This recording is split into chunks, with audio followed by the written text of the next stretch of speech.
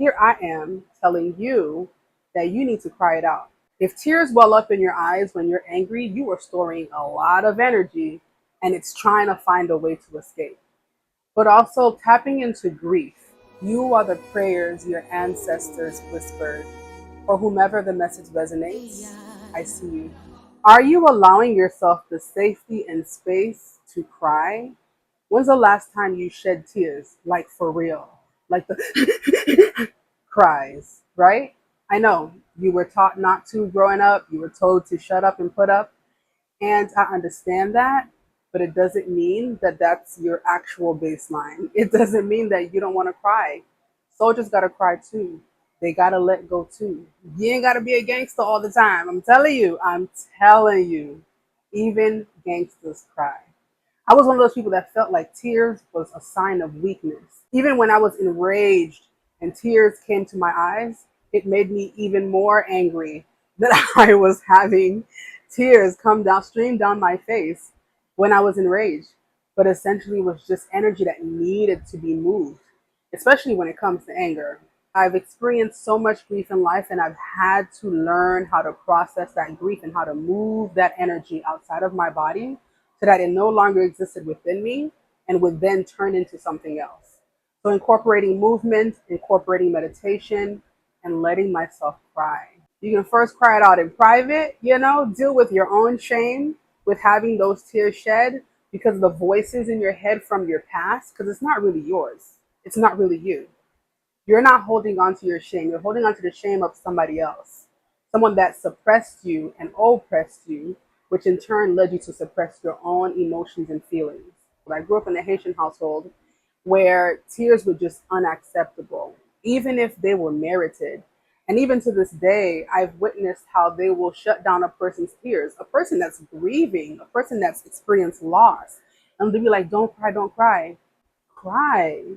Why must you not cry? Why must you hold all of the pain inside? And I understand that it's something that has been passed down generationally. And so they don't know how to process emotions either. That I'll give you something to cry about is so harmful. You begin to instill that fear in a child to hold in their emotions instead of expressing themselves. And then when they don't speak to you, you question why. You taught them. So allow your children to cry, allow yourself to cry, allow the people around you to cry. And if you can hold space with them, hold them as they're experiencing this emotion. Hold yourself and be aware and present within yourself as this emotion is coming up and is being released. It's so necessary to the process of healing.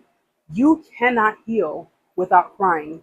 I promise you, when you embark on a healing journey, when you start truly healing, you're going to experience waterworks like you've probably never experienced it before in your life. And guess who was thanking you for that? Your soul and your body is thanking you for releasing all of the stored energy that gets trapped in the body because tears were not allowed to be shed, either by yourself or by adults that were in your life or by friends and partners.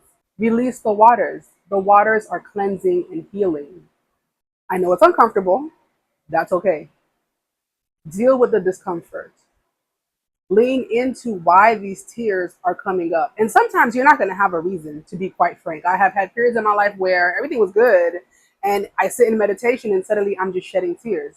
And I'm not really sure why. You don't have to always figure out why the tears are present. Just know that they are and you allow them to shed because it's something that was trapped within you that's now coming out.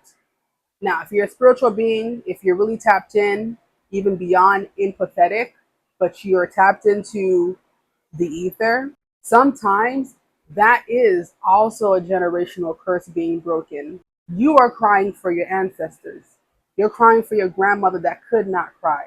You're crying for the ancestor who was enslaved and was told not to cry as the whip cracked against their back.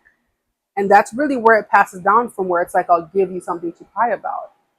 Shed those tears. Heal yourself, heal your bloodline, and heal what was behind and what is to come by being able to shed those tears. It'll always be worth it. you're going to be with you always. So you got to be able to accept yourself. And when you recognize that others are unable to accept you and hold space for you, act accordingly. So when is the last time that you boo-hoo cried? And think about it. Didn't you feel better afterward? Even if you got a headache, you still felt some sort of relief because you released something, which was energy, which was trapped and stored, pain, hurt. So give yourself the gift and the grace of crying. May these words meet you where you are and take you where you're meant to go.